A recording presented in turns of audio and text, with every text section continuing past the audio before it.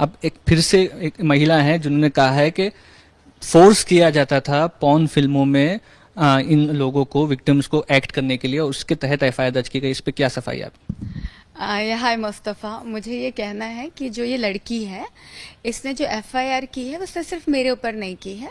इसने 3 और producer directors पे की है। लास्ट में इन्होंने लिखा हुआ इतर। ठीक है, तो जैसे रेगुलर ऑफेंडर होते हैं, जैसे सीजनल ऑफेंडर्स होते हैं, ये शायद सीजनल और रेगुलर विक्टिम है। ठीक है, ये पहले जनवरी में किसी के शूट पे गई। वहाँ पे इन्होंने पहले दिन शूट करने गई, वहाँ ज़बरदस्ती हुई, रात को घर आती है। अगले दिन फिर गई, वहाँ पे इनके साथ ज़बरदस्ती होती, तीसरे दिन भी होता है। फिर उसके बाद ये किसी और प्रोड्यूसर की फिल्म साइन करती हैं, वहाँ भी जाती हैं, शूट पे बहुत फोर्स होता है, बहुत ज़बरदस्ती शूट कराया जाता है। फिर घर आती हैं, फिर जाती, फिर ऐसे होता है। ऐसा करते करते चौथी बार ये मुझे मिलते हैं, मेरे शूट पे आती हैं। मेरे शूट पे इनको बहुत फोर्स किया गया, ज़बरदस्ती की गई और खुशी खुशी इन्होंने काम किया। हाँ, पूरे शूट पे स्माइल कर रही हैं, पूरे रॉ फुटेज है मेरे पास। हाँ, और पेमेंट भी ली है। मतलब ऐसा हो रहा है, ये आर्टिस्ट नॉर्मल है नहीं, ये आर्टिस्ट सुपर ब्रेन वाला आर्टिस्ट है, जो एक्चुअली न्यूटन की औलाद है। इसे स्क्रिप्ट कोई और दी गई थी, सेट पे जब आई तो स्क्रिप्ट चेंज हो गई।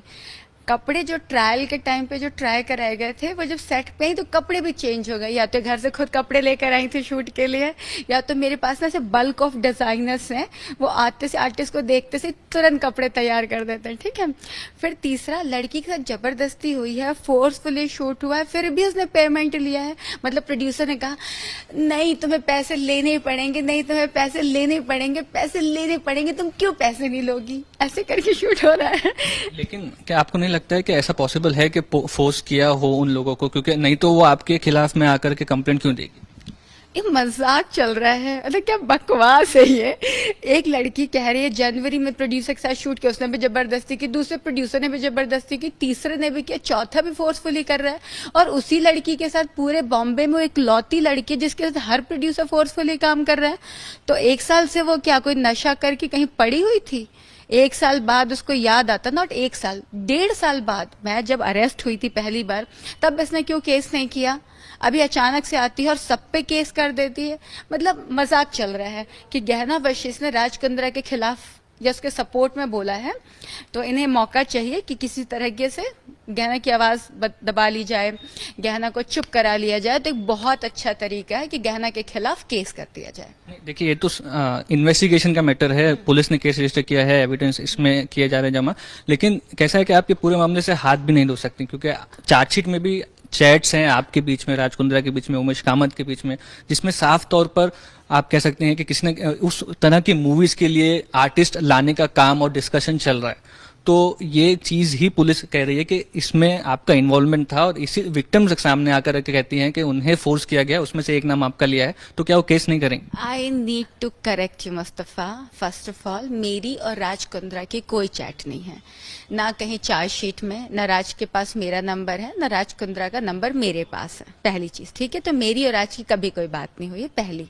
दूसरी बात, मैं कह ही नहीं रही हूँ कि हमने काम नहीं किया है, मैं तो कह रही हूँ हमने काम किया है, लेकिन मैं ये कह रही हूँ कि हमने फोर्सफुली काम नहीं किया है, क्योंकि एक ही लड़की के साथ पूरी दुनिया जबरदस्ती नहीं कर सकती, राइट। और काम किया है, ठीक है, पैसे तुमने लिए हैं तो अपनी मर्जी से काम किया। पहली बात, हमने पॉर्न फिल्म नहीं बनाई है, कहीं भी किसी भी डिस्कशन में पॉर्न फिल्म का कोई जिक्र नहीं होता। और मुस्तफ़ा, मैंने आपके साथ कल भी और थोड़ी देर पहले भी वो सॉन्ग शेयर किया है जो पर्टिकुलरली उस फिल्म का है, जिसमें इस लड़की ने मेरे खिलाफ एफआईआर दर्ज की है। आप पूरा सॉन्ग देखिए, मैं सब दर्शकों से गुजारिश कर रही हूँ कि आप सब लोग सॉन्ग देखिए, पूरे फुटेज देखिए और मुझे बताइए कि कौन सी पॉर्न फिल्म में प्रॉपर फिल्मी सॉन्ग होता है। लड़की कहाँ से परेशान दिख रही है, और कपड़े जो है वो ऐसे कहाँ से लग रहे हैं कि अचानक से आए हैं, जो फेक बात। और मैं आपको बता दूं क्यों केस बनाया जा रहा है। सबको पता है कि जो ऑब्सीन कंटेंट इंटरनेट पे अपलोड करने की बात है, वहाँ पे जो धारा लगती है सेक्शन, वो है 290 टू 293, जो कि बेलेबल ऑफेंस है। बट इन्हें बड़ा केस बनाना है, इन्हें परेशान करना है, इन्हें गहना की जुबान बंद करनी है। उसके लिए ये लोग 354 का लगा रहे हैं, 420 लगा रहे हैं कि हमने आर्टिस्ट के साथ जबरदस्त। अरे मजाक चल रहा है, 50 से 70 लोगों के शूट के बीच में कोई फोर्स होता है क्या? टोटल फिल्म के 3 लाख रुपए मिलते हैं, जिसका मैंने आपको पूरा अग्रीमेंट वगैरह शेयर किया हुआ है। एक प्रोड्यूसर के पास 25 से 30 हज़ार रुपये बचते हैं। मैं अगर कोई सीरियल करूँ तो मैं पर डे के वैसे भी 1.5 से 2 लाख रुपए लेती हूँ। तो जहाँ मैं खुद एक्टिंग कर रही हूँ, मुझे 1.5 से 2 लाख रुपए मिल रहे हैं, मैं वहाँ खुशी खुशी काम कर रही थी ना, तो यहाँ 25-30 हज़ार रुपये के लिए मैं क्यों किसी को फोर्स करूंगी? मतलब कोई रीजन तो दो, कोई लॉजिक तो दो, या तो कोई एक प्रूफ लेकर आ जाओ। हवा में बातें मत करो, आप एक प्रूफ लेकर आइए, एक सबूत लेकर आइए। 1%, देखिए मैंने आपको अग्रीमेंट की बात की, मेरे पास है, एनओसी की बात हो रही है। अच्छा एक बात बताओ, आर्टिस्ट वीडियो एनओसी भी दे रहा है, प्रमोशन भी कर रहा है, जब फिल्म रिलीज होती है उसके पोस्टर्स अपने इंस्टाग्राम टिकटॉक हर जगह डालता है, वो अपने इंस्टाग्राम से लाइव भी जाके फिल्म को प्रमोट करता है, और बहुत सारे प्रोड्यूसर के साथ में सेम टाइप की फिल्में करता है। तो क्या चल रहा है ये? नहीं, सबूत की जहाँ तक बात है तो पुलिस कोर्ट में पेश करेगी, क्योंकि उनका कहना है कि पोर्नोग्राफिक वीडियोस सामने आए हैं हॉट शॉट्स और बाकी प्लेटफॉर्म से भी, तो वो जब चार्जशीट फाइल होती है या कुछ होता है उसमें पता चलेगा। लेकिन एक और चैट सामने आई थी जो तनवीर हाशमी और विशाल ठाकुर के बीच में, यश ठाकुर के बीच में चैट्स हैं, जिसमें कुछ पैसे का अरेंजमेंट आपकी गिरफ्तारी के बाद के लिए किया जा रहा है। तो वो पैसे किस चीज के लिए मांगे जा रहे थे, ये हम आपसे जानना चाहेंगे। एक बात बताओ मुस्तफ़ा, ये तो आपको बाद में पता चला कि यश और ये तनवीर के बीच की चैट है। पहले पुलिस वालों ने सबको क्या कहा था कि वो राज कुंद्रा का एम्प्लॉय है उमेश, और उमेश और यश के बीच में है। शुरू से ही पुलिस मीडिया को गुमराह कर रही है। ऐसा तो है नहीं कि पुलिस को नहीं पता था। देवा हमने बराबर रन के, हमको पता था कि वो तनवीर का ही चैट, लेकिन उसमें जो पैसे की बातचीत हो रही थी वो किस हाँ देखो मैं बताती हूँ, अभी मुझे अरेस्ट किसने किया? पुलिस ने।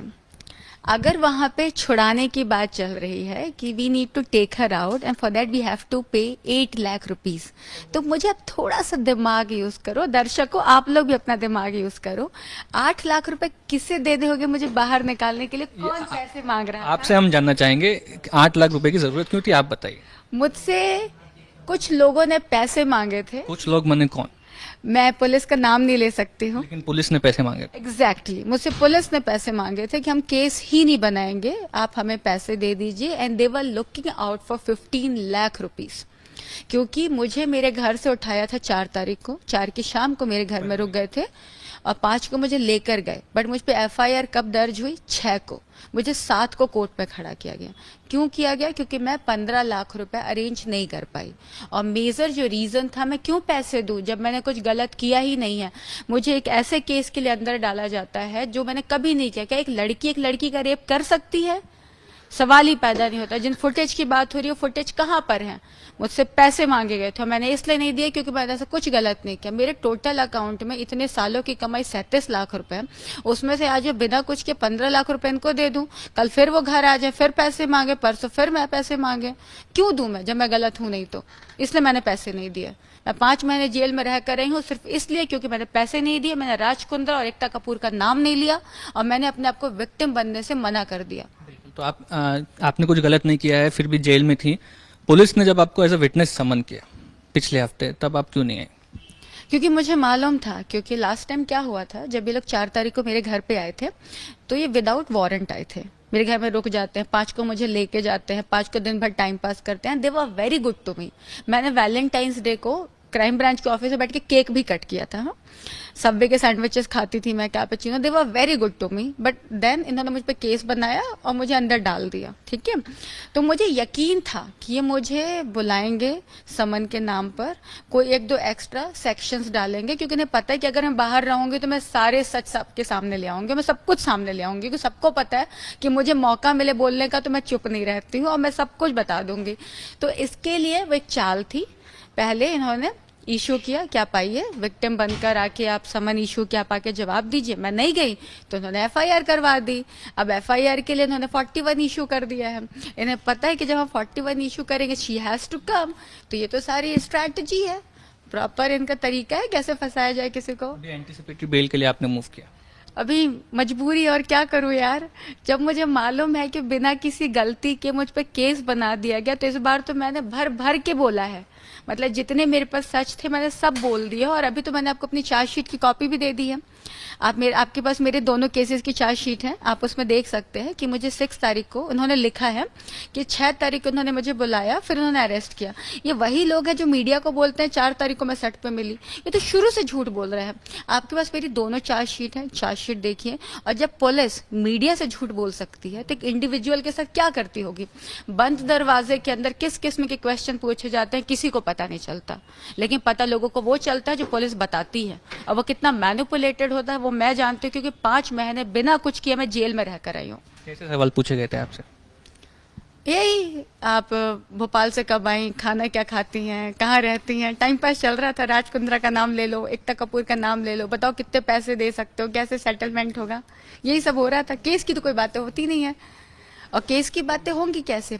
आप एक बात बताओ मुस्तफ़ा, आपको शायद याद होगा जब मैं सेकंड जो मुझ पे केस बना था, सेम टाइम पे 2 लड़कियां, यानी कि मैं और एक लड़की थी रोबा, जिसको इन्होंने शूट पे अरेस्ट किया था, दोनों पे रेप केस लगाया गया था। 2 अलग अलग लड़कियां, 2 अलग अलग प्रोड्यूसर जिनका कोई लेना देना नहीं है, 2 साथ में काम भी नहीं करती, 2 अलग विक्टिम हैं, 2 अलग एक्यूज हैं, बट दोनों पे ये लगा कि सेट पर आपके साथ गैंग रेप हुआ। मतलब आप सोचो, मास्टरमाइंड एक था। एक ही आदमी को समझ में आया कि लड़कियों को कैसे फंसाया जा सकता है। एट द सेम टाइम पे, सेम डे पे, सेम चीजों पे 2 अलग अलग लोगों पे गैंग रेप लग जाता है।